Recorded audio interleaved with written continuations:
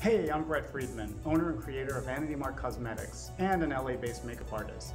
So thank you for getting VANITYMARK products, and as a special bonus, you get to spend the day with me and Lee. Say hi, Lee. Hey. And we're going to show you how to get perfect polished brows. But you'll see in the close-ups, she was a big old mess. But anyway, you got your stuff. I'm going to show you step by step how to get perfect, good, nice female brows. So come on. Okay, so the first thing we're gonna do in making perfect brows is tweeze. So you notice the first thing I grab is this double-sided brush. There's a spoolie on one side and an angle brush on the other. And I designed it so it'd be easier in your purse, if you're grabbing, it's not two different brushes. I like everything to be simple. So what you're gonna do first is just brush out the brows, brush them up and out. And what this does is it gets you to assess and gets you to sort of like visualize like what hairs are there and what's going on, which direction they're growing. This way they'll all be even. So brush up and brush out. So now we're ready to tweeze.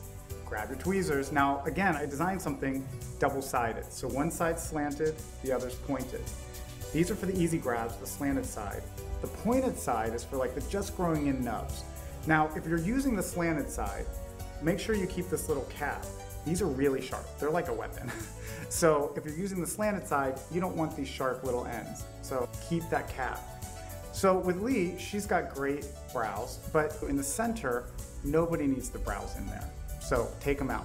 So after the center, you're gonna move above the brow. Now what you wanna take out here is just any hairs that look out of the realm. Maybe they're growing downward, they're not super dark, or they are super dark, or they're just out of the realm. You wanna take those off and just clean off. Don't worry about making a precision in a straight line. Just take out the strays.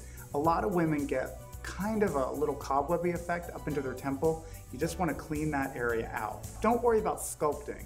Just clean, you're just cleaning. Okay, so now we're gonna move into the arch. And women are so curious about the arch, and the arch is really important, but one of the biggest brow abuse things is women really notching in there and just making this little, I call it a tadpole brow, or like a Nike swoosh, where they leave it really full here and then like a string for a tail. You wanna just graduate. What you wanna do is just, see on Lee here, I'm just taking out stuff. Look at these hairs that are low. You don't want those hairs. So those are pretty easy. Don't worry about making this really hard shape. You just want to clean it up. This area here, above the inner part of the eye, that's where you show a lot of tension. If it's really heavy there, that's where you can look stern. So with Lee, I'm just taking out a row, just to kind of give a little lift, and that will help graduate into the arch. So just take a couple hairs out there. So now we're going to talk about pencils. So with Lee, I'm using a blondie, and why I chose blondie for Lee is, and this is a good rule of thumb for you, use a pencil or powder, any fill-in, that's a shade lighter than the hairs. That way you have a shadow of definition. It's not like a hard, waxy line. You just want a little bit of definition. You don't want something that's gonna compete with the actual hairs and look like a dark, waxy fill-in. So grab your pencil. Now we're gonna fill in and define. And what you wanna do is just go where you need it. Most women kind of need it in the tail. You wanna fill it up and out. So now we're gonna move on to powder. So you're gonna use a little angle brush on this. So a lot of women say, is it pencil, is it powder, which is better for me? It's really specifically your taste. Both will give you the same finish and the same results. It's what you feel comfortable working with. A lot of women like the precision of a pencil, and other women like the softness of a powder. So what we're gonna do is, again, on Lee, I'm using a blondie, which is a shade lighter than her hair. And that's really, really important because you want to have a shadow of definition, not a hard line that's gonna compete with the darkness of the hairs. So we're brushing a little powder, she needs a little hug just above and out. And again, the hairs in the arch are gonna be the bottom. We're going above and out to open and lift her eye. Now, a little bonus is you can use this powder wet.